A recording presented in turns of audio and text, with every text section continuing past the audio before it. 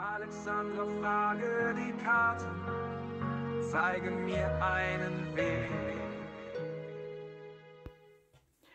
Hallo zusammen, ihr Lieben. Willkommen zum neuen Wochenorakel für das Kollektiv. Ich habe die Golden Magic Lennis von der Gabi Mokros dabei. Wir schauen in die kollektiven Energien. Was ist verfügbar? Was kann ich euch weitergeben oder uns? Wo sind irgendwelche Hinweise?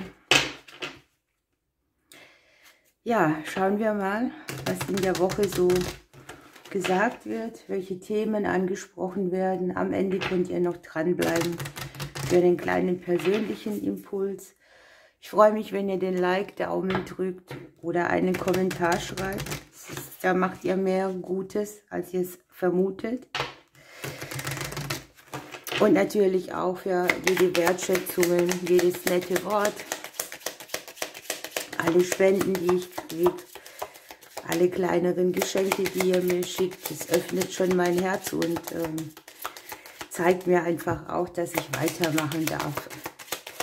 Okay, was dürfen wir die Woche wissen? Ja, hier gibt es Neubeginne. Es kann Kinderthemen geben, es ist viel Bewegung. Es ist Bewegung auch in Gesprächen, viel Kommunikation.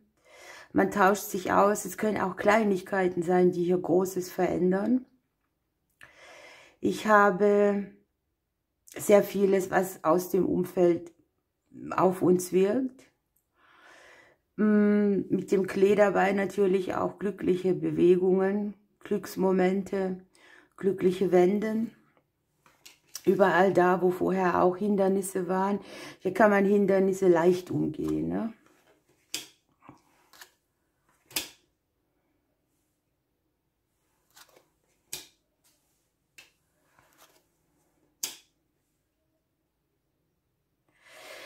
Hier ist Transformationsenergie in allem, was mit dem Thema Freundschaften zu tun hat.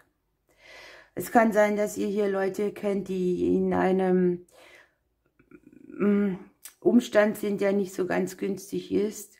Und hier kommt sozusagen Anfang und Ende mit.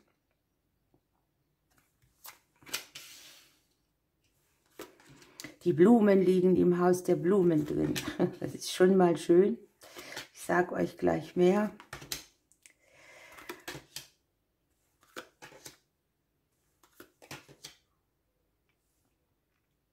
Das Familienleben wird wieder angesprochen. Wir haben hier eigentlich noch ein bisschen mehr als das Familienleben. Wir haben nämlich unsere Wurzeln dabei, unsere Ahnenthemen, unser Seelenleben, das damit verknüpft ist.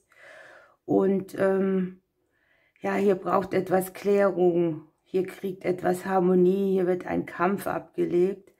Es kann jetzt auch sein, wenn ihr erwachsene Kinder habt, dass es ein bisschen darum geht oder dass ihr euch sehr viel Gedanken um eure Kinder macht.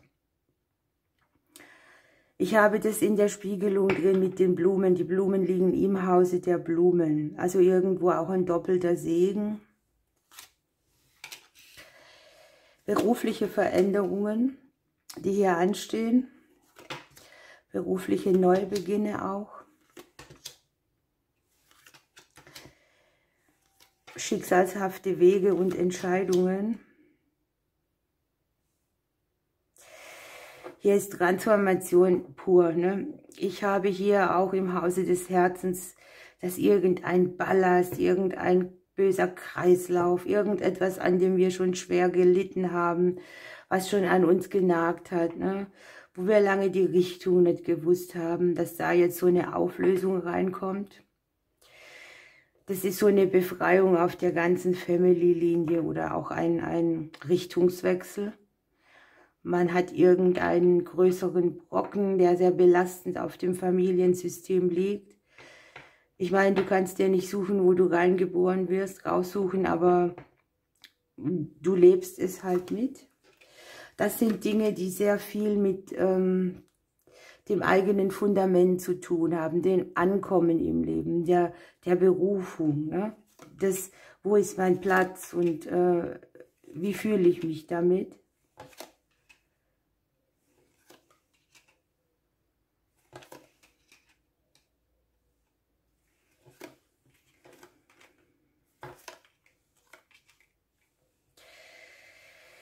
Das ist eine Woche der großen spirituellen Erkenntnisse, der Schattenthemen, die lange gewirkt haben, der Schattenthemen, die aber auch plötzlich einen Knoten auflösen, einen langen Kreislauf beenden, in dem sich sehr vieles unklar angefühlt hat. Hier kommt so diese plötzliche Klarheit, die Energie kommt wieder ins Fließen. Irgendwas stellt sich hier auch als Erfolg rein und es wird sichtbar, warum ein Hindernis war. Ich habe hier im Haus der Neubeginne die Chancen, Möglichkeiten und Optionen drin, einen Kurswechsel zu nehmen. Und im Haus der Wege liegt mal wieder das Schicksalskreuz drin. Wie kann es anders sein, ne? In unserem eigenen Haus liegen die Eulen. Viel unterwegs sein. Es kann sein, wir sind sehr beschäftigt. Das Leben bringt uns schnell auf eine andere Spur. Wir müssen Pläne umstrukturieren oder ja, wir dürfen vielleicht überlegen, was tun wir denn, wenn eine Kurskorrektur nicht von uns kommt, sondern vom Außen?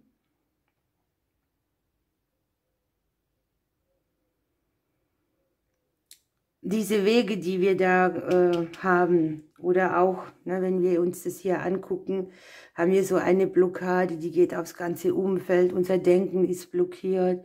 Wir würden gern irgendwo einen Schnitt machen, wissen aber nicht so richtig wo. Das sind viele Unklarheiten, da findet man den ersten Tapser nicht und man bereut vielleicht auch Wege, die man in der Vergangenheit mal so genommen hat, weil sie jetzt die Konsequenz zeigen.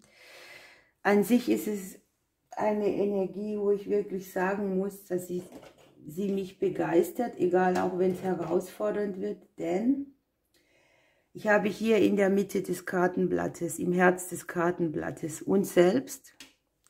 Wir liegen im Haus der Vögel, die Vögel liegen in unserem Haus, da ist so Anspannung, innere Unruhe. Da möchte man etwas tun und weiß den Weg nicht. Die Entscheidungen aus der Vergangenheit hängen uns hier vielleicht so ein bisschen im Rücken. Ich habe, dass die Veränderung und der Weg dazu, die kommt vom Außen, ne? Hier ist eine Veränderung, ein Impuls, der liegt hier mit der Sonne, der ermöglicht uns auch eine schicksalshafte, schwere Situation, bei der wir sehr geblockt waren oder nicht vorangekommen sind, ins Fließen zu bringen.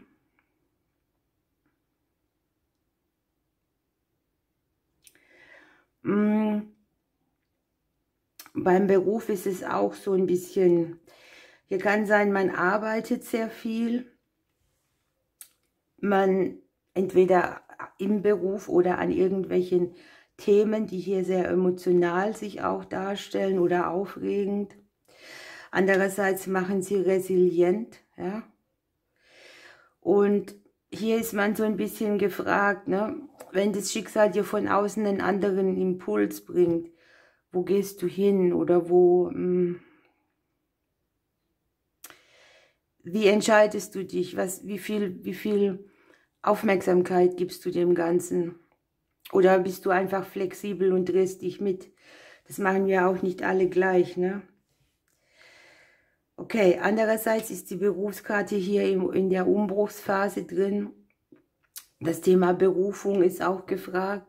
Das haben wir jetzt schon öfters mal gehört, dass viele auch im Arbeitsbereich sich umorientieren wollen oder einfach dieses Pensum nicht mehr erledigen können. Ich habe jedenfalls hier Veränderungen dran mit guten Angeboten, die hier ins Haus flattern. Das können hier Sachen sein, die in einem ganz anderen Bereich stattfinden. Ja? Ihr wollt ja immer, dass ich auch gucke für die Selbstständigen. Der Turm liegt hier im Hause des Mondes drin, ist einerseits der Erfolg, andererseits auch so ein bisschen die wankelnde Energie. Im Haus des Turmes liegt der Bär. Da kann auch sein, wir haben hier irgendwelche Partner, Kooperationspartner, die sich vielleicht für andere Wege entscheiden oder wir müssen mehr unsere Autorität annehmen. Aber auch hier können Personen mit einspielen, die wesentlich an Entscheidungen und Neubeginnen mit dran sind. Das ist so als vielleicht eine kleine Prüfung, wie überwinde ich in Leichtigkeit ein Hindernis. Hier an sich sieht man neue Türen sich öffnen, neue Möglichkeiten, die hier auch mit Geld verbunden sind. Es kann hier sein, dass du vielleicht irgendetwas investierst in dich, in deine Arbeit, um dir da eine andere Tür zu öffnen. Ach, in meinem Fall wären das jetzt schöne Karten oder irgendetwas, ne? Aber hier ist der Ausgleich drin. Das, was du hier rausgibst, kriegst du hier doppelt und dreifach zurück. Manche machen ja auch Kurse oder irgendwelche Zertifikate, sowas alles kann das sein.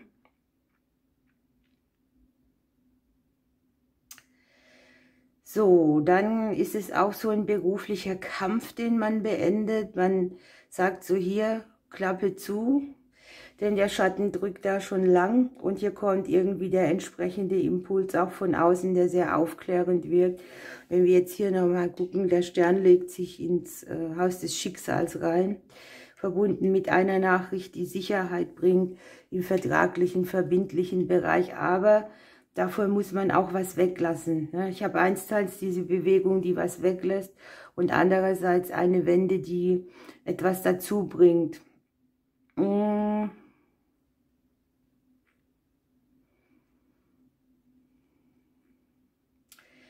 Hier kommen ehrliche Worte an die Oberfläche. Hier sind Aussprachen zu sehen oder das musst du gar nicht mal geplant haben, das platzt plötzlich raus. Das ist so wie der, wie sagt man denn, der letzte Tropfen, der das Fass zum Überlaufen bringt. Da ist etwas im Unterbewusstsein, das schon lange einen Konflikt macht, das sich plötzlich eröffnet und man trägt es nach außen.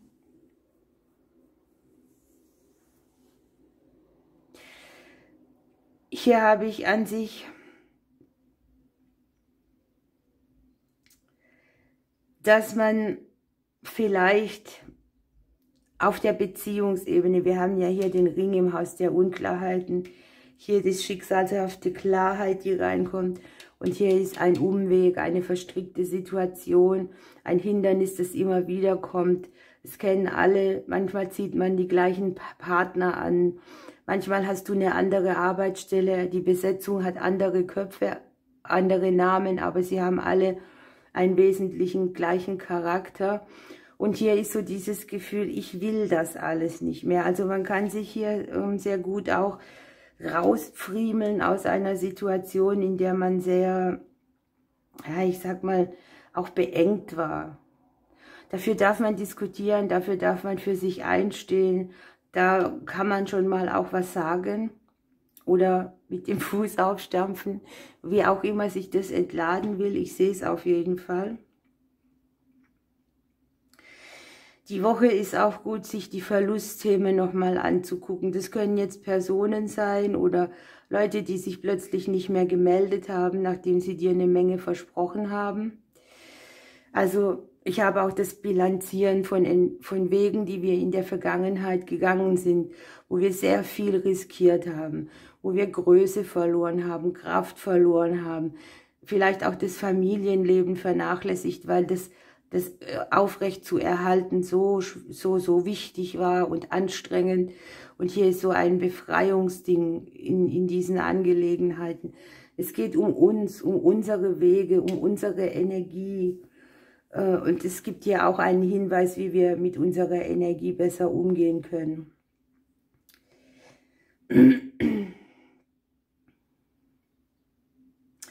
Ich habe im Hause des Mannes die Liebe drin oder des Gegenübers, ja. Und hier liegt das Gegenüber im Haus des Briefes. Hier ist vielleicht Kommunikation vonnöten. Ich sage gleich mal Achtung, denn hier kann auch Kommunikation sein, die verletzend ist. Die kann von uns kommen, aber auch vom Gegenüber. Das macht aber nichts, denn auch sowas gehört dazu. Hier sind eben Konflikte und Sachen, die lang aufgestaut wurden und wo jeder dachte, ich kriege das schon alleine hin, und jetzt kommt so plötzlich dieses, ich verschaffe mir Klarheit also ich verschaffe mir Klarheit, indem ich mal was raushaue, mich nicht mehr bremsen lasse, meiner Seele Luft mache. Und auch, da kann auch sein, dass man drüber sagt, du hast mich da und da mal verletzt und jetzt sage ich es dir. Ne? Oft ist es so, dass wir Sachen, die wir lange verschwiegen haben, dann doch irgendwann raushauen. Und dann kann der andere gar nichts mehr mit anfangen. Das habe ich bei mir schon oft erlebt. Also manches ist besser, man sagt es gleich oder man schweigt eben. Okay, lass mich weiter gucken.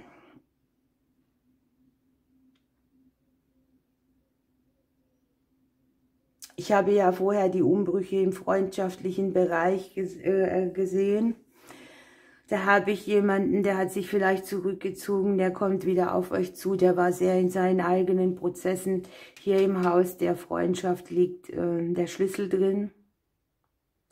Hier sind Menschen zu sehen,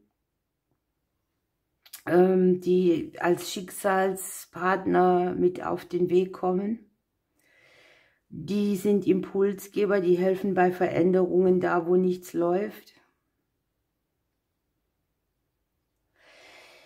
Das ist echt so eine Sache, denn hier kann auch sein, dass andere die Wahrheit raushauen und dass es dann zu einem Konflikt kommt, der am Ende aber, ich sage mal, die Energie wieder frei macht.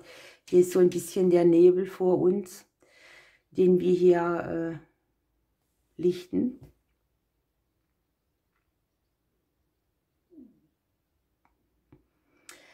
Wir kommen zum Geld. Das Geld liegt hier im Haus der Sense. Das hatten wir hier schon mal. Einstmals gibst du irgendwas aus. Es ist auch die Warnung drauf, dass du genau guckst, wie du dein Geld verwaltest. Das können hier jetzt auch Kosten sein, zum Beispiel aus dem Bereich der Vitalität, so wie Zahnersatz, Brille runtergefallen, so alles das, was man da selbst bezahlen muss, oder du wartest irgendwie auf eine Zusage, dass die Kasse das und das bezahlt und da gibt es erst nochmal so einen Schnitt. Andererseits gehen dir hier finanziell neue Türen auf. Wir haben hier trotzdem den Zuwachs, ne? Hier im Hause des Geldes haben wir den Reiter drin. Hier die Sonne mit dabei. Es kann auch sein, dass du hier eine gute Beratung kriegst oder ein Mensch, der dir einen finanziellen Impuls mitgibt. Kommunikation auch, die richtungsändernd ist finanziell. Manche klären die finanzielle Lage auch durch eine plötzliche Zugabe, mit der sie nicht gerechnet haben, die irgendwie zur Verfügung steht. Es kann jetzt bei vielen hier auch über den Beruf sein oder irgendein Geschenk, das man erwartet, auf einer Weise, die wir nicht bedenken. Das kommt meistens nicht daher, wo wir es denken. So, dann habe ich Kommunikation, die Klarheit bringt, die unter einem guten Stern steht, die gute Wenden bringt und einen Dreh. Ich sehe immer so einen Dreh im Familiensystem drin. Wir gucken mal ein bisschen tiefer. Für den einen oder anderen kann sein, natürlich ist es Saison. Hier ist die Reisekarte, die liegt im Haus der Familien. Hier liegt der Klee bei der Reise. Da könnt ihr auch die Augen aufmachen, wer euch begegnet. Ich habe im kleineren Bereich auch so eine berührende Begegnung, wenn man unterwegs ist. So, was haben wir hier? Die heilige Insel und die Einsamkeit. Und unterm Deck haben wir die Karte Reinigung mit dem Sommerregen. Hatten wir das nicht letzthin schon mal so ähnlich? Nun, es ist ja die Woche der Entscheidungen, der Neubeginne, der Wege, der Optionen, die wir nutzen können. Und die Karte der Heiligen Insel sagt uns hier direkt auch schon, dass wir uns zurückziehen dürfen, eigene Entscheidungen treffen, statt sich auf das Urteil und den Anweisungen von anderen zu verlassen. Wir haben in unserem Haus die Eulen, das sind auch die gerne mal mitreden, die kein Mensch gefragt hat, aber sie möchten halt was sagen. Und manchmal ist es so, dass das sehr beeinflussend ist oder einen noch mehr durcheinander bringt. Man darf sich hier ruhig von der Masse absetzen. Die Themen Selbstzufriedenheit, Selbstständigkeit, Eigenverantwortung, Individualität kommen. Man darf hier sehr angebunden seinen Projekten vertrauen. Wir haben hier den Mond. Ne? An allem, was wir arbeiten, liegt irgendwo auch der Erfolg. Und das scheint trotz allem eine kreative Energie zu sein, mit der wir Dinge umsetzen können. Und man darf auch gucken, wo sind kraftraubende Beziehungen oder Beziehungsmuster. Ja, haben wir ja das Verlassen von denen. Man darf Abstand nehmen, damit man sich um sein Leben kümmern kann. Man wird hier wachsen im Rückzug. Hier ist sehr viel Selbsttransformation. Ich würde mich nicht wundern, wenn hier der Phönix noch kommt als Krafttier. Hier haben wir ja den Sommerregen, der traditionell ein Symbol ist für Wiedergeburt und Befreiung. Auch Reinigung. Ne? Und hier kommen auch so Gedankenreinigungen. Wir sind hier sehr blockiert im Denken. Das heißt, auch unsere Gedanken kriegen eine schöne Dusche. Neue und frische Energien können aber sehr schwer ins Leben kommen, wenn das alles mit Altem vollgestopft ist. Und hier darf man wirklich putzen, aufräumen, Energien reinigen, die Räumlichkeiten reinigen, detoxen, entrümpeln, veraltete Energien verabschieden, die Frische reinlassen, sich gut ernähren, bestimmte Dinge nicht mehr persönlich nehmen. Ich habe hier dieses, dass man sich verletzt fühlt und es auch zurückgibt. Und hier ist die Befreiung von Groll, Schuldgefühlen und Vorwürfen. Die Reinheit der Gedanken wird angesprochen. Und wenn man etwas nicht mag oder nicht liebt oder es nichts nützt, dann darf man sich hier getrost verabschieden. Hier ist womöglich, dass große Fülle angekündigt wird, denn fließendes Wasser bedeutet auch Wohlstand und der Sommer an sich ist eine Zeit des Wachstums. Schauen wir, welches Krafttier hier noch mitgeht, dann könnt ihr noch eure persönliche Botschaft abholen. Ist auch so spannend, ne? Wenn ihr sagt, hier sind Energien, die blocken, die sind nicht frei. Hier liegt die Sonne im Haus der Hindernisse drin, des Berges.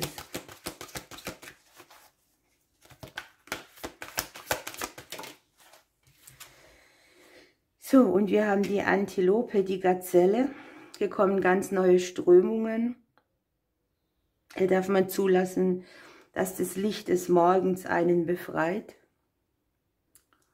Und es passt auch schon wieder wahnsinnig gut, denn wenn die Antilope ins Leben hüpft, dann bringt sie Erneuerungsenergie, vor allem auch im Geist. Wenn wir hier unsere Gedanken angucken, haben wir sehr viel Hindernisse oder Blockaden, wo wir und vielleicht auch zerdenken oder nicht auf eine Lösung kommen. Und hier wird gesagt, öffne mal dein Herz, wage große Sprünge, es ist alles gut. Ein Kreis schließt sich, ein neuer beginnt. Ein neuer Zyklus sogar, und hier darf man sich bereit machen für neue Ideen. Wenn die Antilope kommt, dann bringt sie tatsächlich das Wissen oder die Info ins Leben, dass immer wiederkehrende sichtbare und unsichtbare Zyklen des Lebens da sind und dass man im Wandel die Erfahrungen wiederholt und in einem neuen Licht betrachtet. Die Intuition ist sehr wichtig, die ist hier auch sehr hoch. Wenn ihr sie nicht hört, weil es viel zu tun gibt, zieht euch zurück. Ich habe auch Zeiten, da verliere ich komplett meine Intuition, weil es zu stressig ist. Das ist eine Energie, wo man sich auf den Weg macht, ne? Wo einen niemand aufhalten kann auf seinem Weg. Und man darf hier auch große Sprünge machen. Man muss nicht immer im Kleinen rumtapseln. Hier ist es auch so, das ist wie angekündigt mit der Sense, dass Dinge schnell kommen können und sich leichter entwickeln als gedacht. Und dass es ein guter Augenblick für alle Neubeginne ist. Denkt an das Morgenlicht. Wenn wir morgens aufwachen, haben wir immer die neue Chance, jeden Tag einen neuen Beginn zu starten. Und damit wünsche ich euch eine schöne Woche. Wer noch will, bleibt dran für einen Kurzimpuls für die nächste Woche. Ich drücke euch bis Sonntag.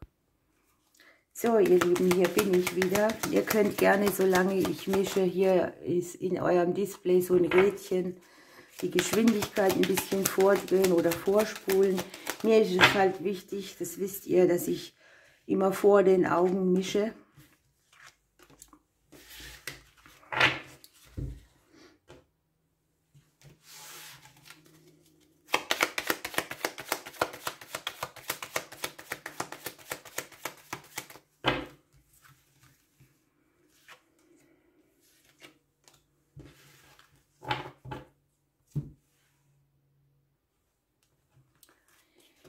Nehmen wir noch eine Pflanze.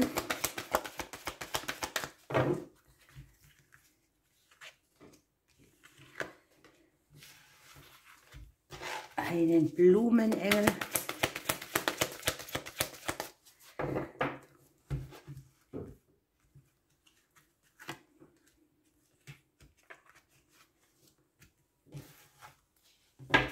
Und wir nehmen heute mal eine Seherkarte noch und einen Glücksimpuls, den darf ich nicht vergessen.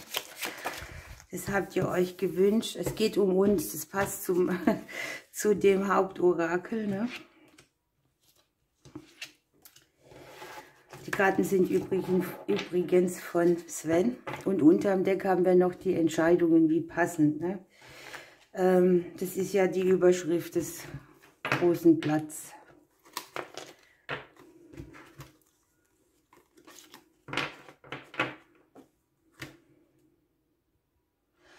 Draußen läuten bei mir gerade die Glocken. Weiß nicht, ob man es hört. Obwohl der Kirchturm ist hier ziemlich weit weg. Okay, die Vögelchen wie immer, wenn ich umdrehe. Sucht euch eine Seite aus. Ich würde rechts nehmen. Schauen wir, was hier liegt. Es ist Zeit für Wellness. Hier darf man sich Auszeiten nehmen. Das hatten wir auch beim Krafttier mit dabei, ne? Sich verwöhnen lassen, es sich gut gehen lassen, sich um sich kümmern. Wir haben das Medesüß. Das ist Balsam für die Seele, versüßtes Leben. Hier haben wir auch Wellness. Und ein guter Begleiter bei Übergängen in neuen Freundschaften und Liebesbeziehungen. Die Freundschaften haben wir gesehen im großen Blatt. Dann haben wir den Adam. Hier kann sich tatsächlich etwas anbahnen. Für die Singles kann ja ein Mann kommen, ein neuer Mensch betritt die Bühne. Die Partnerschaften intensivieren sich. Ja. Zeige der Welt dein wahres Ich und was zu tun du auf die Welt gekommen bist. Das hatten wir. Es geht nicht nur um das Thema Beruf, sondern auch um Berufung. Und manchmal muss man auch eine Entscheidung treffen, ne? Was legst du in die Waagschale? Das Herz, den Verstand, das Geld, was ist wichtiger? Hier kommt die Ermutigung, wir schaffen das. Und ich habe die finanzielle Genesung. Hier sind viele Existenzkämpfe, die zu Ende gehen. Sei offen, um zu empfangen, und alle deine Bedürfnisse werden erfüllt. Hier steht man zu sich, hier weiß man, wer man ist. Man investiert etwas auch in sich. Wir haben den Engel der Akzeptanz. Nimm die Gegenwart mit ihren Ereignissen an und erkenne den Sinn, der in allem steckt. So bleibt der Fluss des Lebens im Gleichgewicht und deine Gedanken und Taten richten sich darauf, dich in die richtige Richtung zu führen. Die Botschaft deines Engels lautet: Nimm die Dinge, wie sie sind. Das ist die Voraussetzung für deinen inneren Frieden. Ja, ist nicht so leicht, ne?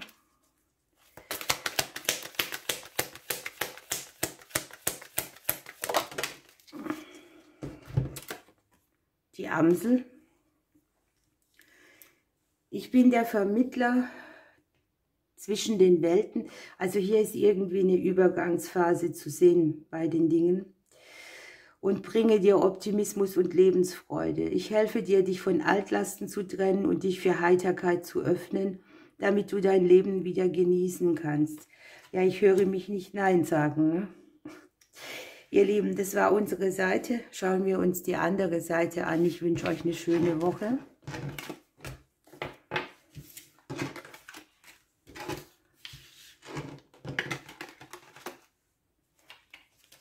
So, ihr habt hier überwinde dich.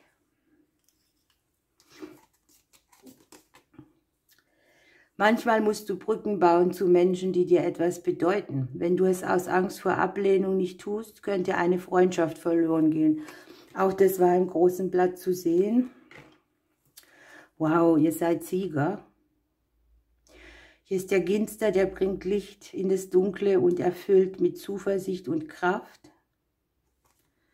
Sehr schön. Die emotionale Fülle möchte euch begleiten.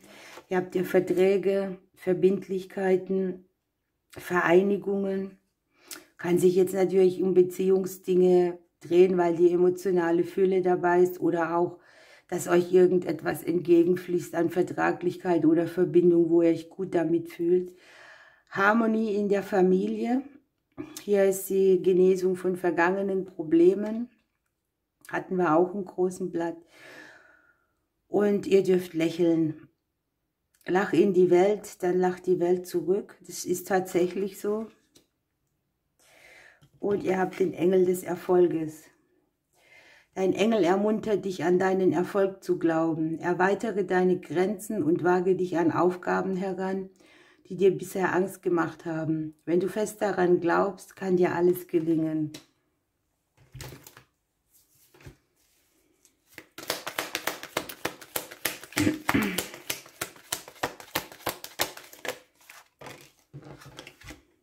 Die Dole. Ich bin der Überbringer von Nachrichten und Botschaften. Ich bringe Licht ins Dunkel, warne dich vor unerwünschten Situationen und biete dir wichtige Impulse bei der Findung von Lösungen.